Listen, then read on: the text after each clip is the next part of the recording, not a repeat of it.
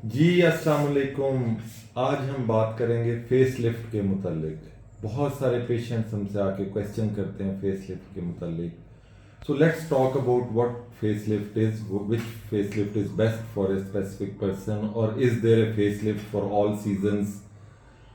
सो अगर हम बात करें एजिंग की, तो कोई भी दो चेहरे जो हैं वो एक जैसी एजिंग उनकी नहीं होगी। वो डिपेंड करता है उनकी जेनेटिक्स पे, उनकी न्यूट्रिशन पे, और बहुत सारे फैक्टर्स पे, और स्किन टाइप पे भी। तो ऐसे ही हम ये नहीं कह सकते कि एक फेसलिफ्ट टेक्निक हर चेहरे के लिए है। अगर हम फेसलिफ्ट की हिस्ट्री में जाएं तो फेसलिफ्ट की हिस्ट्री तकरीबन 120 साल पुरानी है, जब लोगों ने कान के सामने वाली स्किन जो थी, लूज स्किन, उसको निकालते थे और स्किन को टाइट कर देते थे। This use to be called as skin only facelift. और प्रॉब्लम इसका ये होता था कि इसकी जो लॉन्जिविटी थी, जो इसकी ड्यूरेशन थी रिजल्ट्स की, वो बहुत शॉर्ट लिव्ड होती थी। फिर आहिस्ता आहिस्ता प्रोग्रेस हुई और एक कॉन्सेप्ट आया, स्किन के नीचे एक लेयर होती है जिसको हम स्मैश कहते हैं। तो उसके मुतालिक लोगों ने ये कहना शुरू किया कि इस स्मैश को अगर हम मैनिपुलेट करें तो रिजल्ट्स बेहतर हो सकते हैं। चीज़ें प्रोग्रेस करती गईं और फिर कॉन्सेप्ट आया डीप प्लेन फेस लिफ्ट का, जो कि आजकल एक बज़ वर्ड बन चुका है और एक सोशल मीडिया मार्केटिंग टूल बन चुका है। और फिर इससे आगे चलें तो फिर एक नया कॉन्सेप्ट आया जिसको पोनी टेल लिफ्ट कहना शुरू किया लोगों ने। और आजकल हमारे पेशेंट्स आके कहते हैं, डॉक्टर साहब either deep plane face lift और pony tail face lift. So अगर हम डिटेल में जाएं तो फेस लिफ्ट की जितनी भी टेक्निक्स हैं उनका जब कंपैरिजन किया गया, इवन आइडेंटिकल ट्विन्स में किया गया, जिनकी एक साइड पे एक फेस लिफ्ट की टेक्निक इस्तेमाल की गई और दूसरी साइड पे दूसरी टेक्निक इस्तेमाल की गई, तो लॉन्ग टर्म स्टडीज में हमें पता चला कि रिजल्ट्स में कोई बहुत ज़्यादा डिफरेंस नहीं है। तो ये आइडेंटिकल ट्विन्स वो थे जिनका ब्रॉटअप एक जैसा था, जिनकी स्किन टाइप भी एक जैसी थी।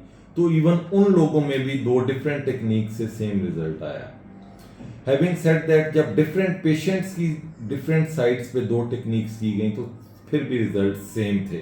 तो इससे हम ये कंक्लूड कर सकते हैं कि फेस लिफ्ट कि एक स्पेसिफिक टेक्निक्स पे रिजल्ट डिपेंड नहीं करते, बल्कि रिजल्ट्स डिपेंड करते हैं 5 बेसिक चीज़ों पे जो हर फेस लिफ्ट में करनी ज़रूरी होती हैं। तो अगर हम उन 5 बेसिक चीज़ों को देखें तो उनमें सबसे पहले इंसिजन है। सारी किस्म के फेस लिफ्ट, वो कुछ इंसिजन उनमें होते हैं जो कान के सामने और कुछ स्कैल्प में आता है।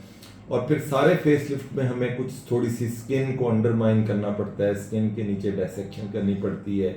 और जो सारे फेस लिफ्ट हैं उन सब में हमें स्मैश की मैनिपुलेशन करनी पड़ती है। और इसके साथ साथ एक कॉन्सेप्ट आता है लिफ्ट एंड फिल का, और हमें आपका जो वॉल्यूम डिफ्लेट हुआ होता है उसको मैनेज करना पड़ता है। और लास्ट पे फेस लिफ्ट के साथ कोई ना कोई एंसिलरी प्रोसीजर करना पड़ता है। तो अगर हम इन 5 चीज़ों को कंबाइन करें along with experience, technical abilities of the surgeon, तो फिर हम एक अच्छा रिजल्ट दे सकते हैं। तो अगर हम कंक्लूड करना चाहें तो हम ये कह सकते हैं कि there is no face lift for all seasons and there is no one best face lift technique. We have to follow those 5 basic principles, and for every patient we should apply a bespoke approach for the facelift that is specific for that person. Thank you very much.